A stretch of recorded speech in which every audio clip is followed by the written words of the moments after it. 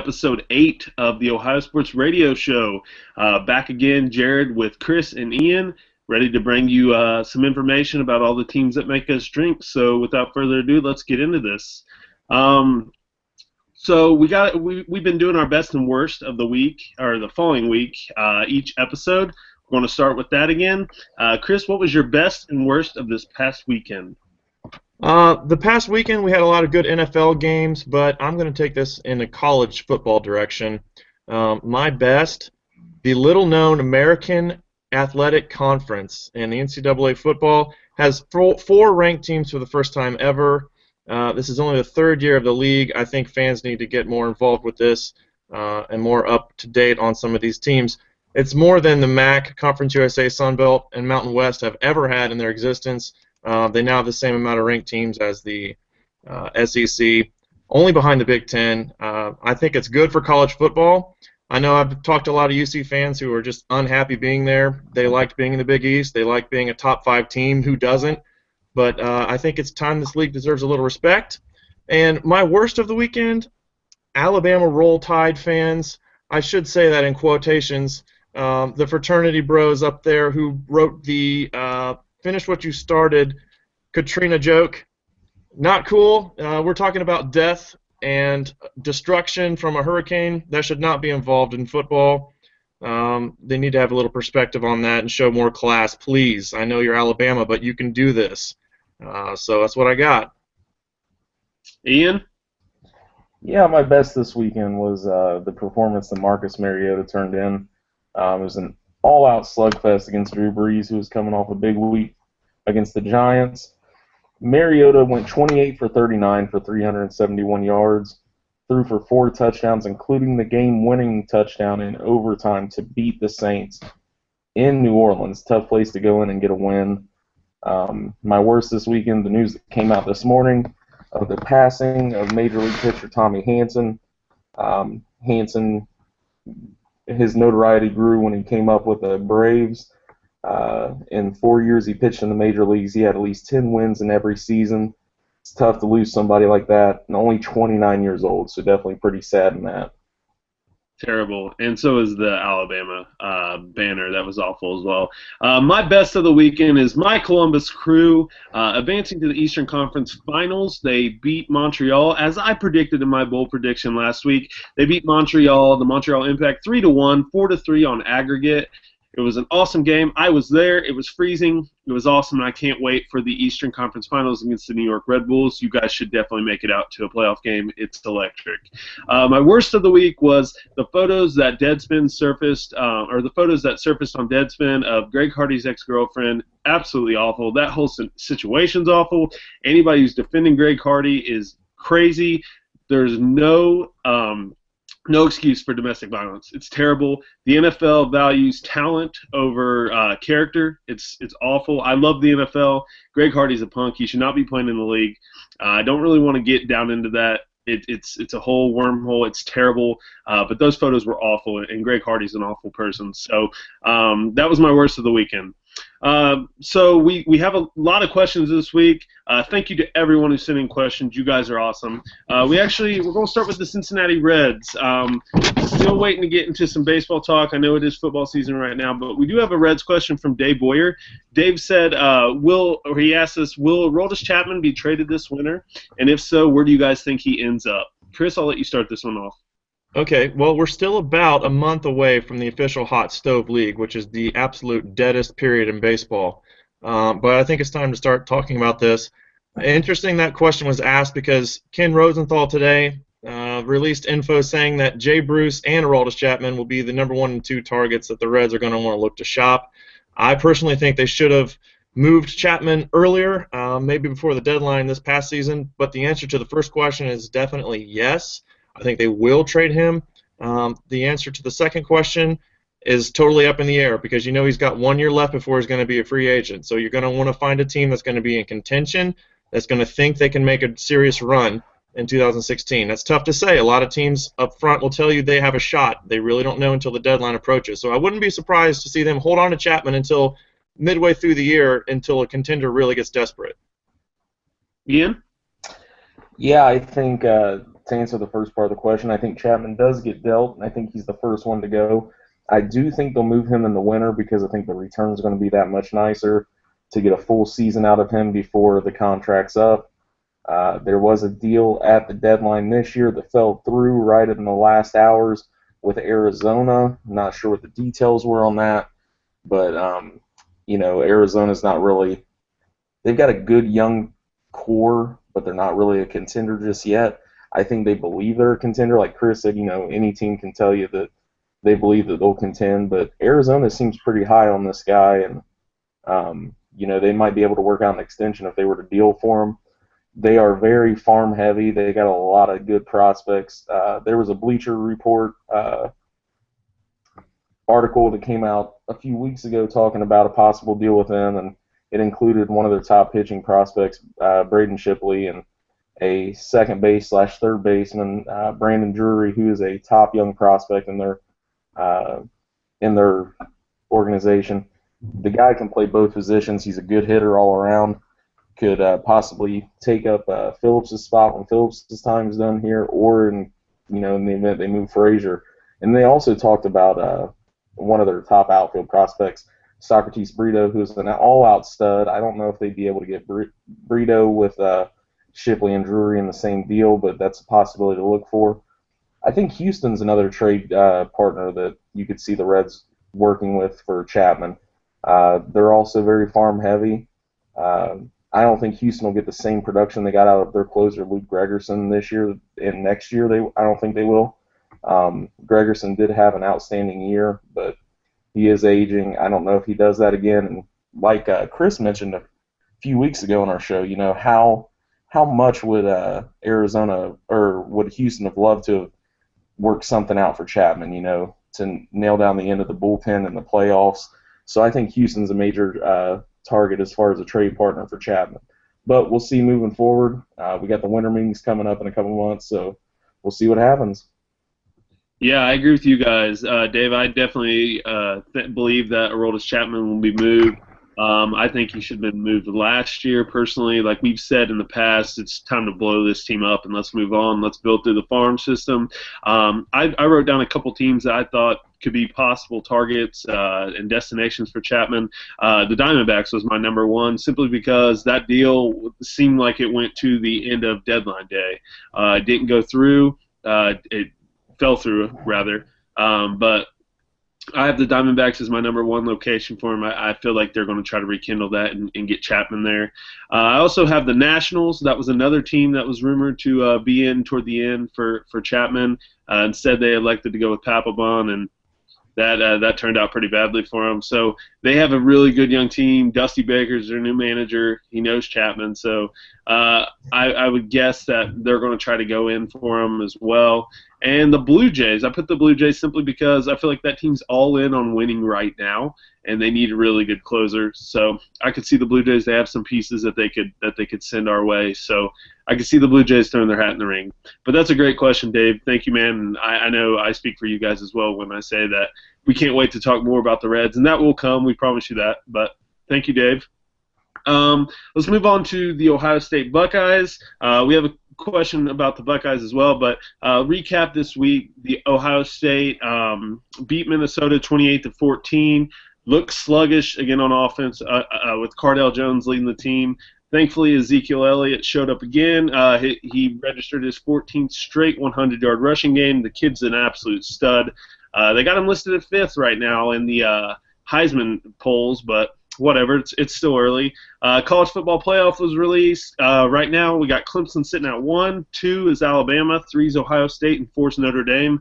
Tons of time for that to change. Last year, those rankings really mean nothing right now. But speaking of the college football playoff, Brittany Dunaway asked if Ohio State hadn't won the national championship last year as a one-loss team, how different do you guys think the top 4 would look now?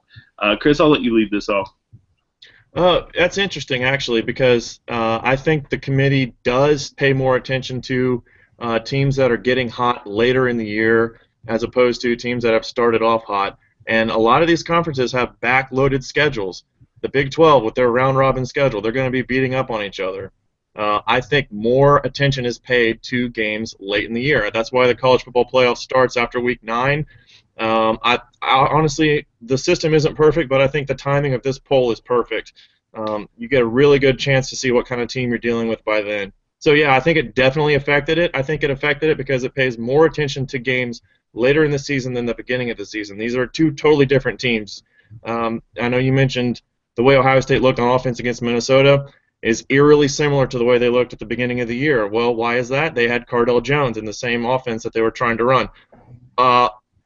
Bring in JT Barrett, this is a totally different team. So I think more attention is paid to games late, definitely. Ian? I don't know how I feel about this. I kind of think that this playoff system is. I know you put playoff in there, the word playoff, and everybody feels all warm and fuzzy inside. I think it's the BCS all over again. I really do. You had teams that were in the national championship before that had one loss. I don't think the playoff system changed much about it. I mean, Ohio State lost early last year. They were able to make up for it and then get into it at the very end. You see Alabama lost early to Ole Miss. They're sitting at 2. There's a bias there. We won't get into that. We could go a whole show on that. I don't buy much stock into it. I think in the end you're going to have at least 3 of the best 5 teams in there in the end. It doesn't matter who it is. And like we talked about before, we think Urban might just be toying with everybody and sandbagging, but I don't think they care too much right now. I agree with the teams that are there right now, but as far as what a loss does to them, I don't know. I think it's the BCS all over again. I think they need to go to more teams, but we'll wait and see. I agree with both of you on both the points you made, but ultimately the NCAA is the most crooked organization in the United States of America. I think that it doesn't matter, one-loss team. If it's an Ohio State one-loss team, an Alabama one-loss team, they're getting in. It's simply because the money that the NCAA will make from those games. Last year was a dream scenario for them. To have Alabama and Ohio State go up against each other, that's a dream scenario for the NCAA. They make tons of money from this. Those teams are going to bring tons of fans regardless of how good Ohio State is or not. Ohio State's schedule is not good. They have not looked good. They have not looked like the quote-unquote best team in generations. I do think that they will roll the rest of the season and they will end up making it because JT Barrett, barring any setbacks or anything, will be their starter, and they do look good under him. Same thing with Alabama. Alabama hasn't really looked that good. I mean, they look good against LSU, but LSU can't throw the ball. If those teams have one losses, they're going to be there in the end. I do think there's a bias with the NCAA. SEC, Big Ten, it doesn't matter. I mean, look at a team like Iowa. Iowa looks really, really good this year, and they're getting swept under the rug. I mean, there's all kinds. Baylor's getting swept under the rug. So I am a diehard Buckeye. Don't get me wrong, but I do believe the system is flawed. I do believe it should move to 8. Give some smaller teams like Boise State for years. They just wanted an opportunity to play in a game, and they got that shot against Oklahoma, and they shocked the nation. So I think it'll be funner with 8. I hope Ohio State gets in, but the one loss, I don't know how much it affects it. I think it ultimately is a money grab, but that's just my opinion. I got something to add to that real quick, Jared. Yeah, go ahead. You talked about the draw that these teams get, and they bring the fans with them. Ohio State won that national championship in the Fiesta Bowl out in Tempe, Arizona against the U, and then I think it was like 3 or 4 years later, Ohio State should have been in the Rose Bowl, but the Fiesta Bowl poached them out and picked them out into the Fiesta Bowl. It's because there were fans there. There were fans of Ohio State that still hadn't woke up from their hangover yet. These teams, their fans travel well too. So the whole crooked thing, it's all about the money. Yeah, absolutely. I've said that forever. I mean, that's just my honest opinion. I hope they get in, but we'll see. There's a lot of season left. They got a lot of the bulk of their schedule, the toughness of their schedule is coming. They still got Michigan State and Michigan. It's going to be good games. So we'll see. But thank you, Brittany. That was a great question. Let's move on to the Bengals-Browns Thursday night football. My Cincinnati Bengals, Chris's Cincinnati Bengals, come out with the victory. Bengals won 31-10 on Thursday Night Football. They look good. Browns showed signs of looking good. Manziel looked pretty good. You guys got anything to say about this game really quick? Yeah, I'll tell you what I noticed, and Jared, you and I have talked about this in the past, is, we really don't watch the Browns religiously as a diehard fan would, unless they're playing our team. And I saw a team in the first half. It's almost eerily similar to what Ian said in the game prior. It's the tale of two halves. The team that fails to make adjustments fails to win games. I think the Browns came out on offense firing. They were, quite frankly, tougher at the point of attack. Johnny Manziel made some great plays on the run. They were running the ball. They were moving the ball on the ground. And they went into halftime with a close score. Second half is a totally different story. I felt like the line was trying a little too hard to keep the front four away from Manziel. And once the Bengals went away from the blitz and just rushed the four, that's when you really saw this game change. I noticed that containing Manziel without going after him and not leaving any of his targets wide open, he tends to struggle a little more and dance around a little more, and you saw him get popped several times. So I think it's a game of adjustments. Yeah, I agree with you. First half, Manziel looked great. I've said it over and over this week. As much as McCown has played well, your season, you're 2-7. You're not going to make the playoffs. I'm sorry to say, Ian. Start Manziel for the rest of the year. I know you wrote about it, E. Start him for the rest of the year and see what you got. What do you lose? What do you lose? You don't lose anything. You maybe lose a draft position. Who cares? Start Manziel. See what you got in the kid. He showed signs against the Bengals. He looked good. He drove you guys down the field. Bengals got a good defense. He drove you guys right down the field. I would start him. I texted you, Ian, in the middle of the game. Manziel looks good. Start him. You guys need to start him. He looks good. The Bengals, though, like you said, Chris, they made adjustments. It's the team who makes adjustments. First half, they were blitzing terribly. Manziel was getting outside of the pocket. Second half, they closed the pocket around him. Dunlap Johnson did a great job. You cannot single team Geno Atkins. He's a monster inside. He will manhandle anybody. They held the Browns to 7 second half yards going into their last drive in the fourth quarter. That's insane. Just a great all-around team performance by the Bengals. Dalton looked great. Eifert's a monster. He's an X factor of this team, like I wrote about. But it was a great win. Browns. People are going to say, well, it was against the Browns. I've had a lot of readers and commenters say, pump the brakes, Bengals fans. I know it was a primetime victory, but it was against the Browns. Hey, that Browns team is better than the record is. That's my honest opinion. I've said that all year, so I'm not just saying that now because we beat them. I've said it all year. Ian, other side of the coin, what was your assessment of the game? Before I get into the Browns talk, I want to touch on something that you just brought up. Last year, when the Browns went in and destroyed the Bengals in this game, okay, the Browns were 6-3 after that game. They were looking good. They were firing on all cylinders. That defense was still terrible last year. It just wasn't as bad. We didn't see it as bad because the offense was so good with Hoyer last year. But here's the thing. I've said it over and over. The Bengals fans, the Sunday Bengals fans, drive me nuts. You can't win when you're trying to argue for Andy Dalton. That guy came out there Thursday night, primetime game, which he notoriously stinks for. He's known for choking in primetime games. He came out there. That was the most poised I've ever seen him. He had a lot to prove. It doesn't matter if he's playing the Browns out there. It doesn't matter if he's playing a high school team. It doesn't matter if he's playing the 85 Bears.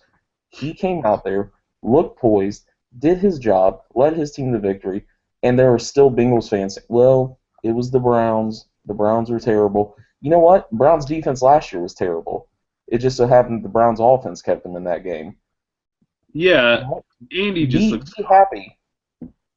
Andy just looks confident. I mean, he's got all of his weapons around him. I don't think he doesn't have to force things to AJ this year. That's been his problem in the past. They look good. It was a good win. Do Patriots fans say, well, Tom Brady, he played the Bills this week. Brady played the Jets this week. No big deal. He played the Jets. He should have won that game. No, like your quarterback, he's confident. He's looking good. He's playing the best football he's ever played. He's gonna lead you guys. But getting into the Brown side of it, yeah, tale of two halves again this week. Johnny looked very well in the first half. He played very well. He had a lot to come out and prove. He had a chip on his shoulder. You know, they were giving him the starting job. Tough to go in there on a Thursday night primetime play in Cincinnati against the division leader, against one of the top teams in the NFL, and with only a week to prepare. Exactly. I mean, yeah. So. Exactly, and then you put that you put, if you even want to call them skill players around him, with what he had to be down 14-10 at halftime, it was amazing. I was sitting there like, I can't believe he's doing this. The touchdown pass he threw, twofold, shouldn't have been a touchdown. Terrible holding call that they didn't call, but you can call holding on every play in the NFL. But that pass that he made to Duke Johnson, it's classic Johnny. He's on the run. He squares up. He finds his receivers. Second half, just didn't make adjustments. Like you said, they quit bringing everybody. They quit bringing the house. When Johnny has to stay in the pocket, he doesn't look as great. They want to improve that part of his game. Johnny's a run and gun type of guy. He's got to be on the run to make the passes, to make the plays. All year I've said, keep McCown in, keep McCown in. That's because, the season wasn't lost yet. They are sitting at 2-7. I don't see them running off 7 victories in a row to get a wild card spot. McCown can come in and play late in the game, mop-up duty. God forbid if Manziel gets hurt, he can come back in and play later in the season. But Josh McCown, in his late 30s, he's not a viable option to be this team's quarterback moving forward in the next season or seasons later. We drafted Johnny Manziel. Jared, you sent me that picture this week that showed, how many systems, quarterbacks people have had in place. You got to have a system. You got to build continuity. It's time to give a quarterback a chance. It's time to let somebody play, try and build something. Let Manziel finish out the season. Let him see what it's about, the NFL grind, week to week, week in, week out. Let him get hit. Let him get hurt. Let him play the next week. He has to get ready. He has to prepare. It's time to see if this guy has what it takes moving into next season, because come next season, it needs to be on him. We need to stick with somebody. It can't be any more of these one-year free agent signings to where we're like, well, okay, Johnny needs another year to develop. He's starting to mature a little bit on the field. Hopefully he's starting to mature off the field as well. But, it's a wait-and-see process. I agree. I think it is time, like I said in my article, I think it's time that he gets the reins. It's time for McCown, to mentor him, to let him, take over. I think Johnny played well enough to take over. His receivers certainly didn't help him. They slipped a lot on the routes. There's a lot of drop passes in that game. He was running for his life. The line looked horrible. So, hopefully it's not how it's going to be every week, but let him get in there, let him fill it out, let him get in a groove, and we'll see what happens. Yeah, and to touch on what Ian said, he mentioned that picture I sent him. So you guys know I'm a stats guy. This is from Peter King's Monday Morning Quarterback column, which is awesome. If you don't read it, I love that every Monday. But he said, Peter King writes, just assume Cincinnati hangs on to win the division. If that happens, this will be the history of the division champions in the AFC North since 2008. So since 2008, Pittsburgh and Cincinnati both have 3 titles. Baltimore has 2. Cleveland has 0. The number of coaches in Pittsburgh, Cincinnati, and Baltimore are 1. The number of coaches in Cleveland are 5 since 2008. So, wow. And Cleveland has finished in last place for 6 years out of 6 out of 7 years. So that just tells you got to keep a system in place. I've said that about the Bengals. Kudos to Mike Brown for keeping Marvin Lewis around since 2003. Tough times. There's a lot of times that some Bengals fans, if you listen to 700 WLW, they're calling after a game, fire Marvin. He's got to go. I'm here to tell you guys, Marvin Lewis will be the first GM of the Cincinnati Bengals. But speaking of the Bengals, Browns, we do have a couple questions about each team.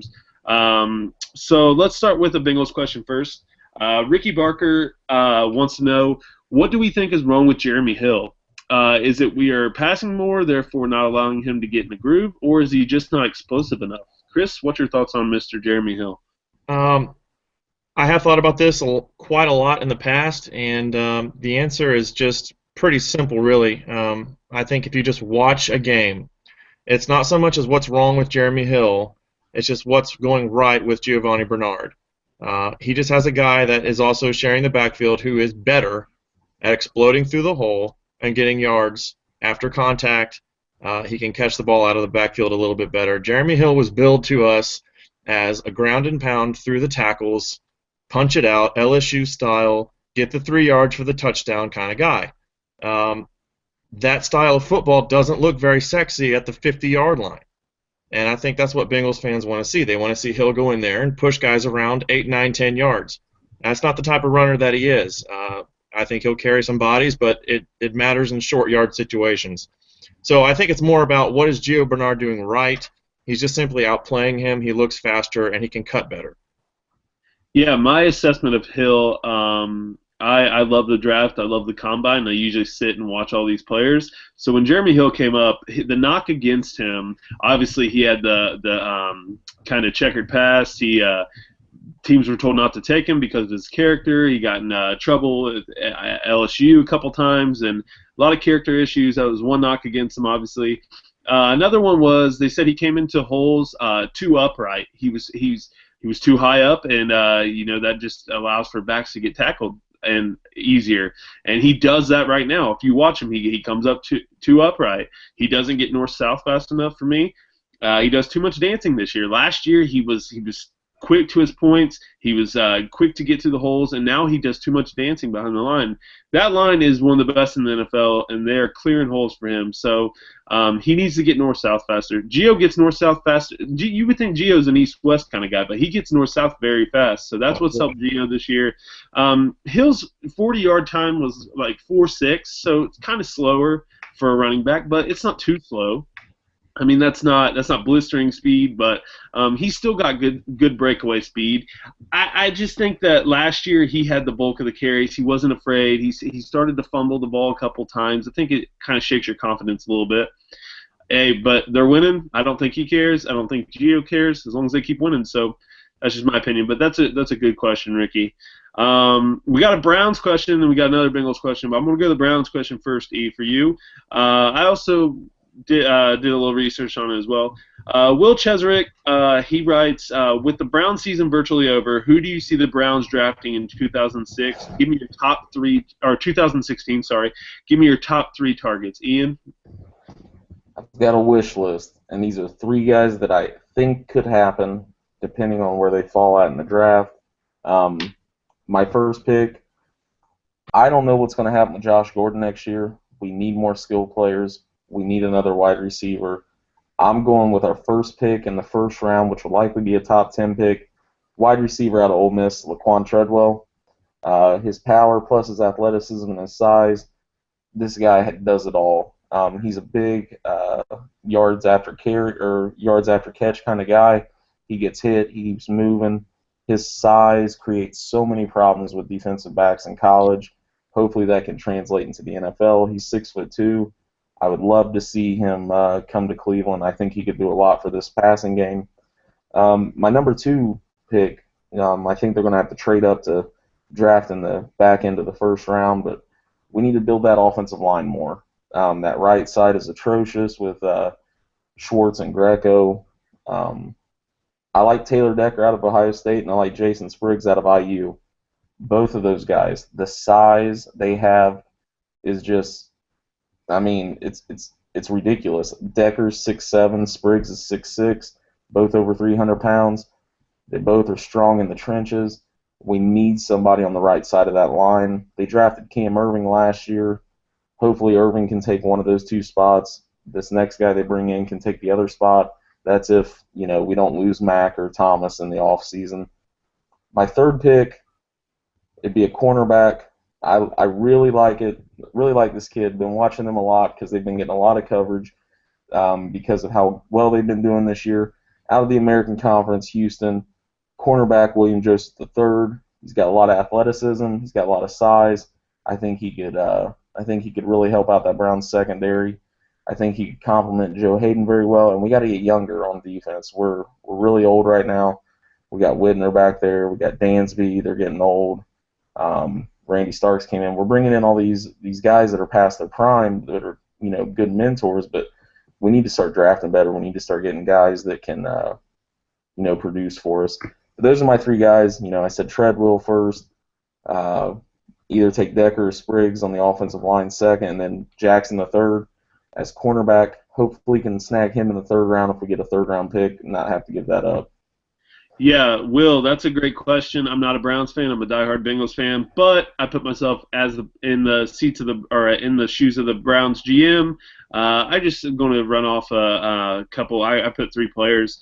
Obviously, like you said, Ian nailed it. Number one, I think you guys need to bulk up your line. Taylor Decker, Ohio State, offensive tackle, 6'7", 315 pounds. Ohio State, whereas USC may be linebacker you, I think Ohio State is offensive line you. All their guys they're putting in the league are dominating. I would take Taylor Decker. You guys need to bulk up the line. Two, I said Josh Doxson, wide receiver at TCU. You guys need skilled players. He's 6'4", 195 pounds, 4.540. Big receiver. I think he would help you guys a lot. And then number three, I reached a lot. He won't be there. Connor Cook, quarterback, Michigan State, 6'4", 218. Kid looks great. I think he'll be a Detroit Lion, in my opinion. But yeah, Connor Cook, that was my ultimate wish list guy for you guys. Even though I hope you guys draft kicker. That's just my opinion. Chris, do you have anything to add to this? I actually had a little bit of a question. Ian, have you looked at what do you think about Paxton Lynch for a quarterback out of Memphis? 6'7". I think he's 260. The guy can run like a madman. I think Mel Kiper actually has him projected to go in the top 10. I think he goes number one. I think he goes number one overall. Okay. So, I don't know. It seems like just too good of a weapon to pass up if he's there. I told Jared, I don't know. I want to get away from the whole drafting a quarterback in the first round. If we're going to try and stick to a quarterback, we got a young guy in Johnny. I'm not saying he's the answer, but let's see what he's got to offer the rest of the season. If he doesn't work out, if you're going to move forward, then yeah, you can take a quarterback with that first pick.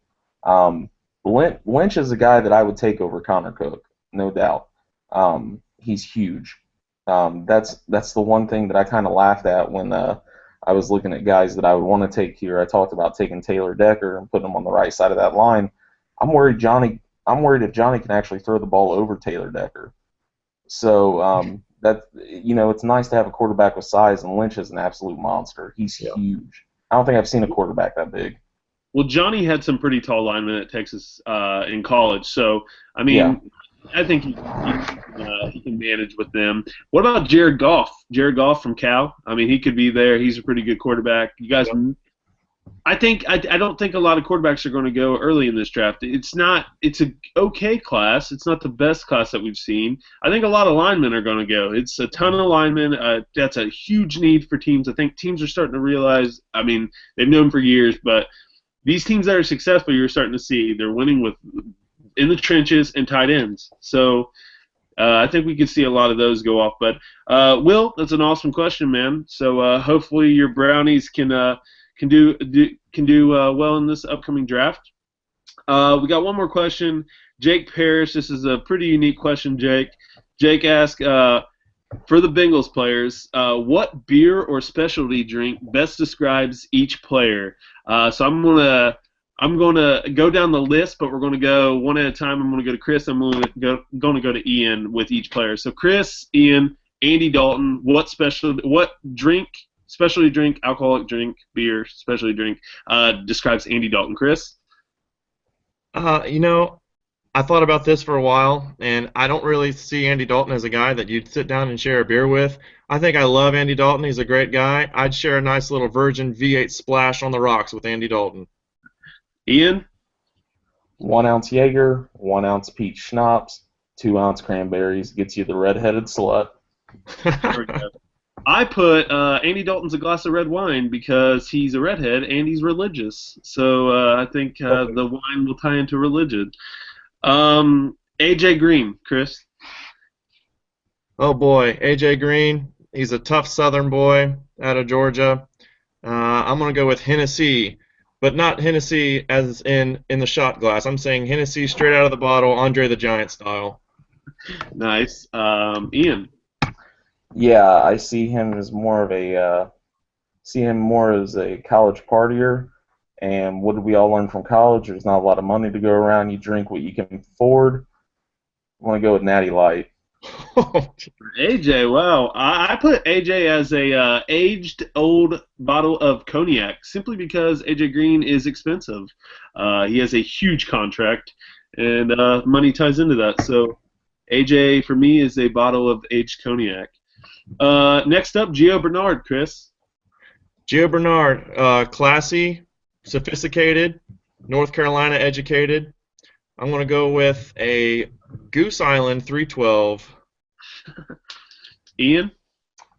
He's quick and you can't hold on to him. He's a slippery nipple. There we go. I got Gio as a shot of Fireball. He's small, but he'll get to you fast. Fireball will mess you up pretty quick, so that's what I got for Gio. Next up, we got Andrew Whitworth, Chris. Andrew Whitworth is going to be sharing that Hennessy straight out of the bottle. Another big, tough Southern boy. He and A.J. Green pouring the same bottle. Hennessy straight. Ian? Whitworth, shaved head, but when the off season comes, he grows his hair out. He turns into the hairy buffalo. Nice. For me, Andrew Whitworth is a cheap bottle of Hootie Pull. He completely embodies what Cincinnati is. He's a hardworking guy. I see Whitworth just pounding a ton of beer. Whit seems like the guy that you would want to go to the bar with and just crush some beer with.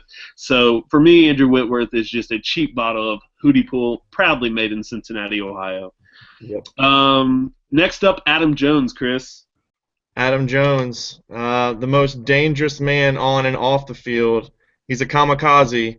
He doesn't care what's in the drink. He wants to mix it all. He's going Long Island. Yikes. Ian.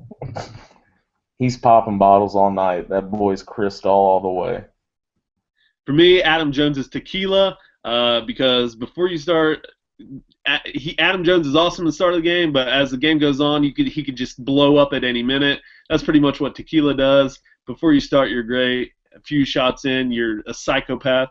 So I'm saying Adam Jones is a bottle of tequila. Lastly, we have Vontez Burfict. Chris, what is Vontez Burfict for you? Vontez Burfict, he had a lot of time to sit and ponder on the off season and is injury plagued. He's been hit a lot. He wants to take it easy when he gets off the field. He's going to kick back to a rich bourbon, only the finest for my man Vontez. He's ready to get paid, so he's going to pay his dues up front. Ian? He is not taking it easy. Injury or not, this guy is at the bar. He's polishing off everybody's empties. He is closing down the place. It doesn't matter what drink you put out there, he's drinking it. Vontez Burfict for me is a bottle of absinthe because he's insane and so is absinthe. It makes you hallucinate apparently. I don't know. I've never drank it. But Vontez Burfict he's insane. You can't stop him. He's all over the field. He's in every tackle. So for me, he's a bottle of absinthe. But that was really fun. Jake, thanks for the crazy question, brother. Appreciate it. Thank you to everyone else who sent in questions. You guys are awesome. We appreciate the questions. We need more questions each week, especially Browns questions. I know Bengals is a little easier to ask things right now, but Browns fans, Ian needs your questions. So thank you to everyone who's sending questions. You guys are awesome. We appreciate it each week. Next up, Ian, do you want to recap our NFL picks from last week? We'll do. Week 9, Chris gets his 4th weekly win of the season. He finishes 8-5. Jared and I finished 7-6, a game behind him. For the season, Jared has 5 weekly wins, and his overall record is 86-45. I am at 4 weekly wins with a record of 82-49. Chris also has 4 weekly wins with an overall record of 80-51. Well, congratulations, Chris. You deserve that one. You were in the basement for a few weeks, so well done, sir. It was dusty down there. Yeah, you're finally out. You're up here with the big boys. So let's see if you can continue that streak. Let's get into our Week 10 NFL picks. You guys ready for this? Let's do it. All right, Week 10, first game on the slate. We got the Buffalo Bills and Rex Ryan heading to New York to take on his former team, the New York Jets, on Thursday Night Football. Chris, who do you have in this one? I love this game, the Rex Ryan Bowl. I think he's going to be extremely jacked to play his old team. He still has a lot of fans and family and friends on the team. It was an emotional moment for him to leave New York. I think he loves the Jets. I look at Rex Ryan, I still think about the Jets. I think he gets it done at New York. I picked Buffalo for the win. Ian? I'm going to go with the Jets. I'm going to go with the home team in this one. I think it's going to be a really good game, but I think the Jets are going to get him in the end. I think his former team is going to come back to bite him. I hate Rex Ryan, personally. I don't think he's done anything really of value in the NFL. He's the king of trolling. I think he's going to troll again this week. I think the Buffalo Bills go into New York and beat the Jets. Jets are kind of banged up at quarterback. I don't know who's going to start for them. If it's Geno Smith, look out because he's awful. I like the Buffalo Bills. Tyrod looks healthy. I'm taking the Bills in this one. Next game, we got the Detroit Lions on the road in Lambeau taking on the Green Bay Packers, who have lost 2 games in a row. It's crumbling. The sky is falling in Green Bay. Chris, who do you have in this one? Yeah, the cheese in Green Bay is getting some holes. However, I know this is a divisional game, and I know no team in the NFL is as bad as they think they are.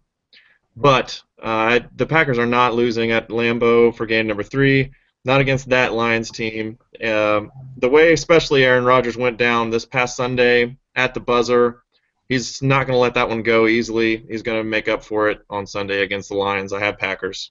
Ian? Yeah, this game couldn't get here soon enough for the Packers after the loss Sunday. They take on the Vikings next week, so they really needed a game in between to get back on track. If things fall apart this week, I don't know what they need to do. But, yeah, Lions are atrocious. Packers figure out how to get back on track this Sunday in Lambeau. I'm taking the Packers.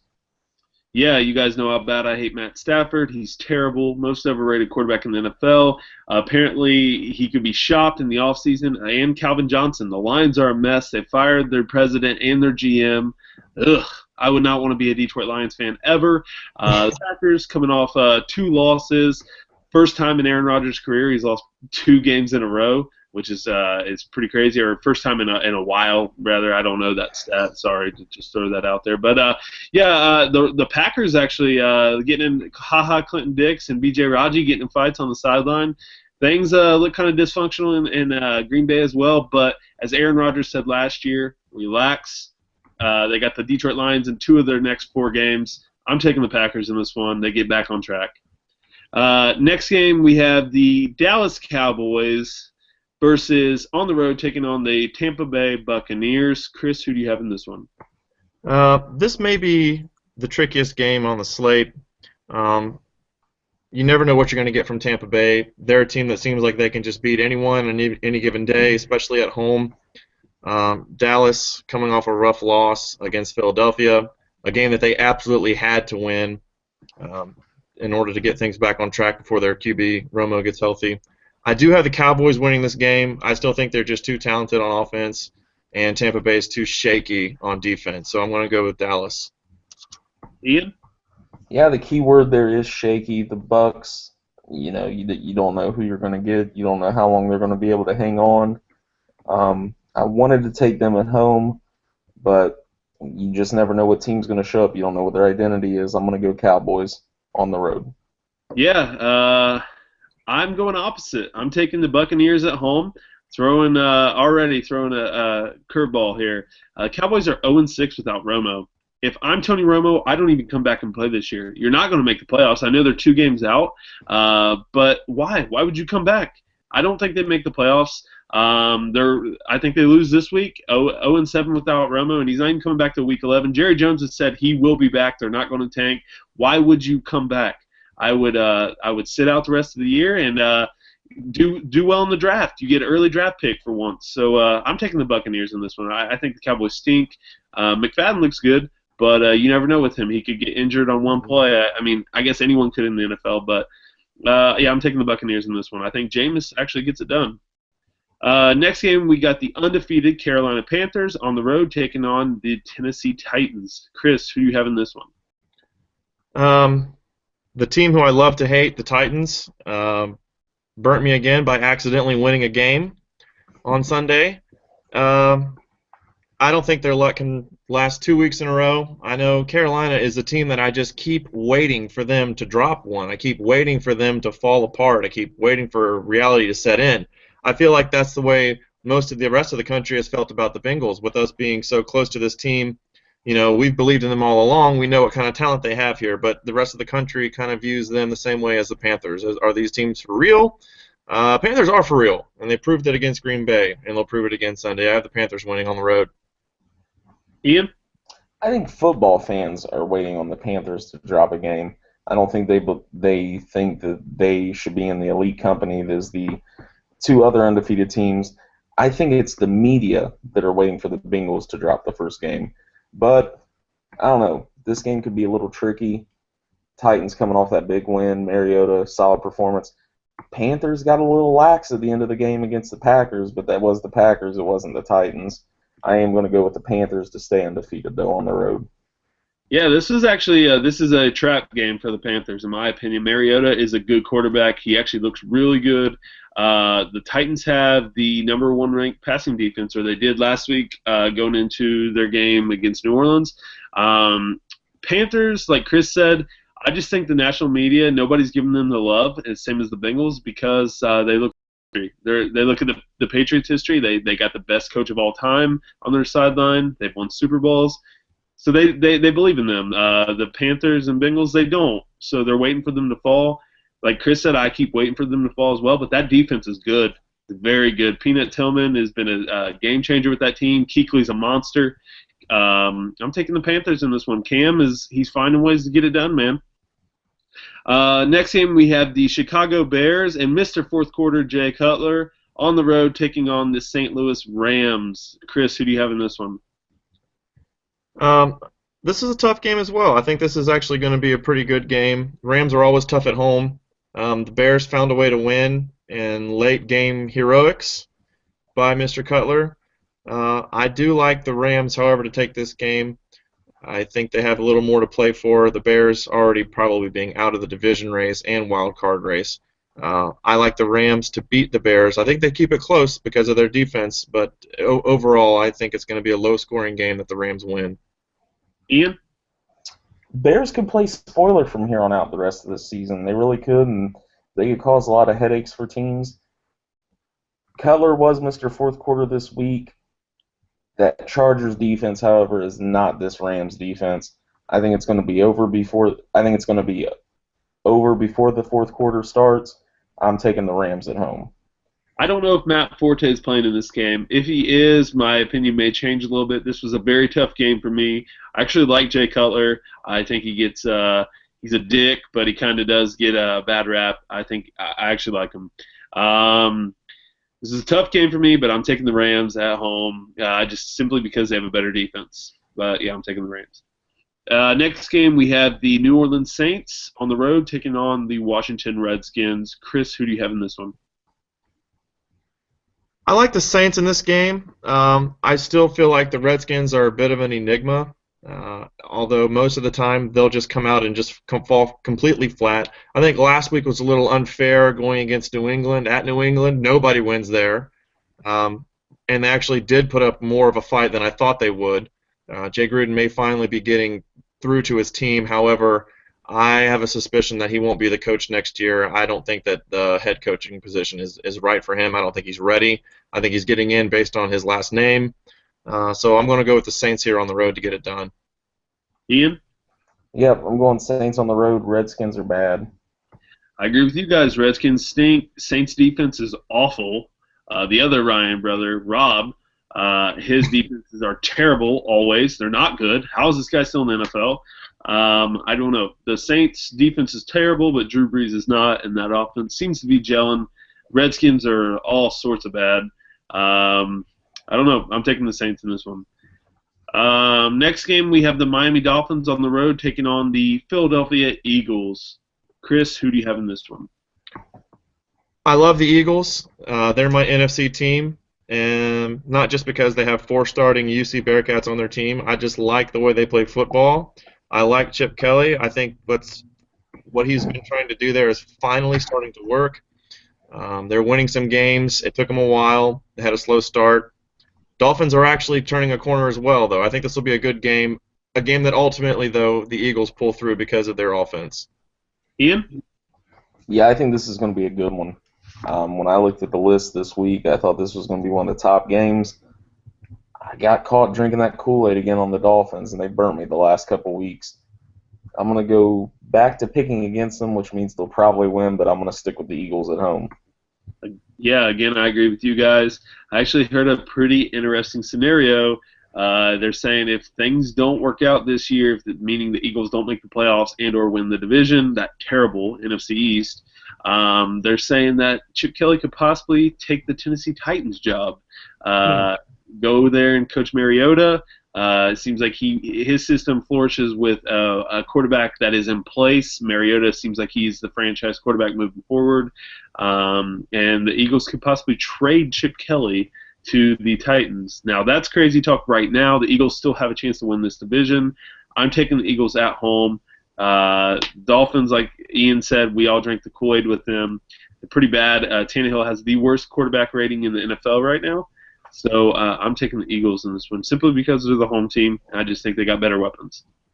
Next game we have, Ian, your Cleveland Brownies on the road taking on the awful Pittsburgh Steelers in Pittsburgh. Ian, I'll let you lead this one off. Who you got in this one? My beloved Browns brethren, I have abandoned you for 3 weeks. I took the Rams, I took the Cardinals, I took the Bengals. We're back this week. I don't care who's playing quarterback. They're talking like it might be McCown. If it's McCown, if it's Johnny, it could be me. We're going into Pittsburgh. We're beating the Steelers. We're going to watch their fans cry. We're taking it back this week. Browns win one on the road. Chris? I like the pep talk. I got a little emotional there. I really want the Browns to win this game. I know they're going to sneak out a few more wins before the year is over. They always do. They'll find their fifth, sixth win somewhere. This game is up in the air for me. Roethlisberger, I really don't think he'll play. I don't know how long he's going to be out. But I'm going to go with the Steelers at home simply because it's at home. If this game was in Cleveland, I would be more willing to pick the Browns, but I'm not quite there yet. I'm going to go Steelers. Yeah, this was a coin flip for me, man. I think the Browns actually they look good against the Bengals in the first half. If they can take that and do it the whole game, they beat the Steelers. I don't know who's playing quarterback for the Steelers. D'Angelo Williams will probably be a workhorse if he's healthy. I know he's kind of banged up right now. Antonio Brown, who can stop that guy? Steelers at home. I'm just taking them coin flip, man. I hope the Browns win, though. I really do hope the Browns win. I want pie on my face in this one. So I'm taking the Steelers, though. Next game, we have the Jacksonville Jaguars. Chris, your favorite team, on the road, taking on the Baltimore Ravens. Chris, who do you have in this one? I'm going to go against my beloved Jags. I believed in them weeks 1 through 3. They did not believe in me. So, without further ado, I think the bad Ravens will beat the bad Jags. I think points are going to be scored in this game. The Jags have a really good quarterback. He has no weapons, and he has no line protection, and he has no help from his running back.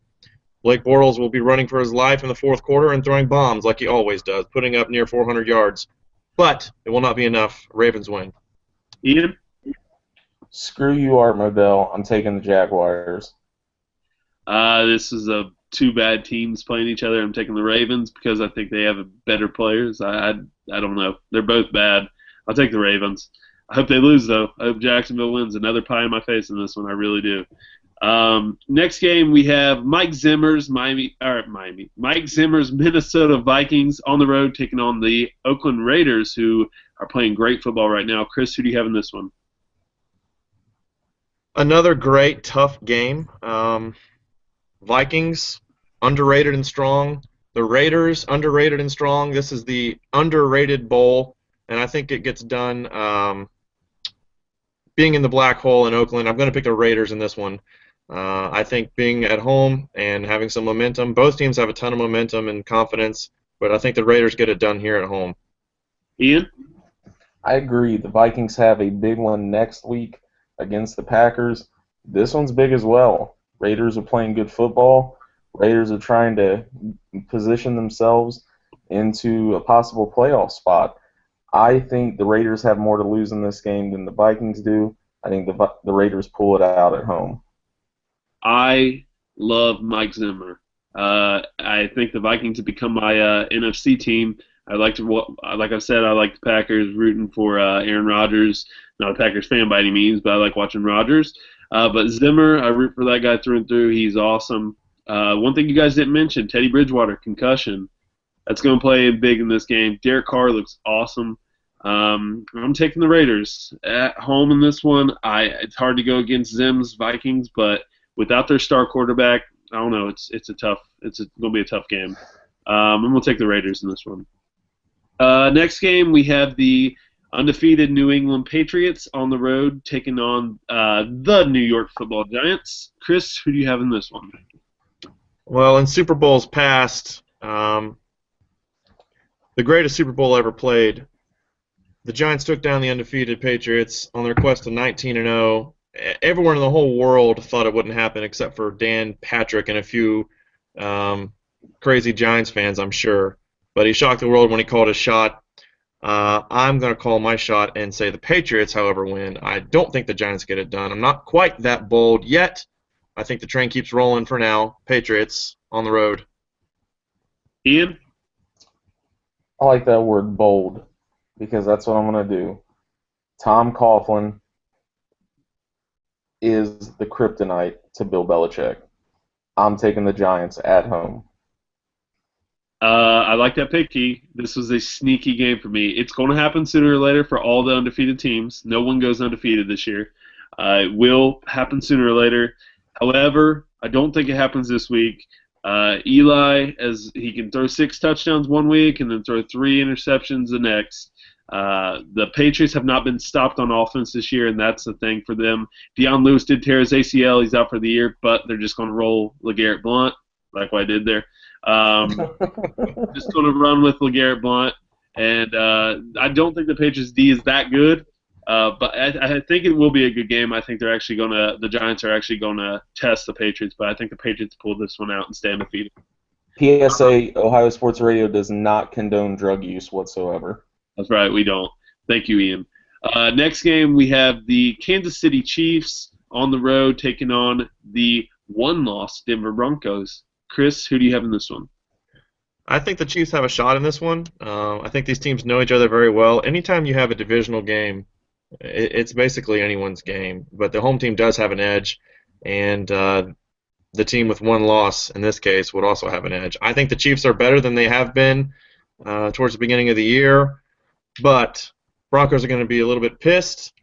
Peyton is going to be a little bit pissed. He didn't get his extra 3 yards to shove it in Jim Irsay's face that I have the all-time yards record, you bastard, and I got the win. It wasn't a perfect day for Mr. Manning, but this one will make up for it a little bit here. I have the Broncos winning. Ian? Yeah, I think it's actually going to be a pretty good game. I don't think it's going to be a blowout. I do like the Broncos at home coming off the loss, taking the Broncos over the Chiefs. This one was easy for me. I actually think it's not going to be close. I got the Broncos at home. Manning will break Favre's passing and career wins records. Kind of a shame he didn't get it in Indianapolis. I love Peyton personally. When you talk class, he's got to be top of the list. So, I was rooting for them to lose, obviously, because I'm a Bengals fan. But Me too. Mixed emotions. Yeah, I'm taking the Broncos in this one, though. Next game, we have your Arizona Cardinals on the road taking on the Seahawks and the 12. I can't say 12th man. That's copyrighted. So taking on the 12 in Seattle. I'll let you lead this one off. This is Sunday Night Football. Who do you have in this one? If the Seahawks want to get back to the Super Bowl, they're going to have to start winning. They're going to have to start putting some wins together. They've been solely playing off of their reputation. They haven't played very well this year. They've squeaked out a few wins that shouldn't have been close. But my Cardinals are the last NFC West team to go into Seattle and steal a win out of there. Carson Palmer and the boys do it again, coming off their bye. The Cardinals are going to go into Seattle and take the win. Chris? I see where it's coming from, and I understand that pick. I think it's going to be a close game. Cardinals are playing really well. Seattle has to get their stuff together. I think the home crowd, 12th man, will be a factor in this one. I still am up in the air on this, but I'm going to go with Seattle. Based on them being the home team, based on them needing a win more, I think the Arizona Cardinals may have their foot a little bit hesitant off the gas here. They may not want to be as risky and go for the throat, knowing that they probably have the division wrapped up. However, Seattle wins this one. Yeah, I'm taking the Seahawks at home simply because they're at home. They're tough to beat at home. The NFL wouldn't schedule them at home in primetime games because they felt like it was too big of a disadvantage to the road team. They finally did this year. Seahawks need wins. I think they win this one. I'm taking the Seahawks over the Cardinals. Finally, the last game of the week, Monday Night Football. Mine and Chris's Cincinnati Bengals will take on the Texans in Cincinnati. Chris, who do you have in this one? This is hopefully the easiest and quickest pick of the night. I love the Bengals. I will continue to pick the Bengals, much like you will, Jared. We may just want to go orange and black the rest of the way out. Unless something atrocious happens, I think our Bengals roll in this one to 9-0. Ian? I don't care if the Bengals are playing the 85 but wait a minute, that's your line, Jared. I'm taking the Bengals this week. Yeah, don't take my line. The Bengals' all-time record in Monday Night Football is 11-20, but in their last 12 games, they're 8-4. They've won 2 straight as the home team. I think they roll in this one. Like I've said in the past, I will pick the Bengals every week, no matter if they're playing the 85 Bears. They're rolling. They look good. They're one of the best teams in the NFL, obviously. I'm picking the Bengals in this one to stay undefeated. Yeah. I like the Bengals at home. The Jungle hopefully will be rocking Monday Night Football. I can't wait. But Bengals at home in this one. Thank you. That's the show. That's it. We got one last thing that we've been doing. So thank you, everyone who sent in questions. We're going to leave you with our bold prediction for this week. Chris, give me your bold prediction real quick for this upcoming weekend. Okay, I have a bold prediction that one of my picks will go horrifically wrong, and an undefeated team will get defeated in this week in the NFL, perhaps 2, but I have a strong feeling about 1. Hopefully it's not our boys in orange and black. Hopefully not either. Ian, what's your bold prediction, brother? My bold prediction, I talked about it in my picks. In the last 5 games between the Giants and the Patriots, the Giants are 4-1. Tom Coughlin gets it done this week. Eli Manning looks like an MVP. My bold prediction is Rex Ryan will get in a fist fight with one of the Jets midfield after the game.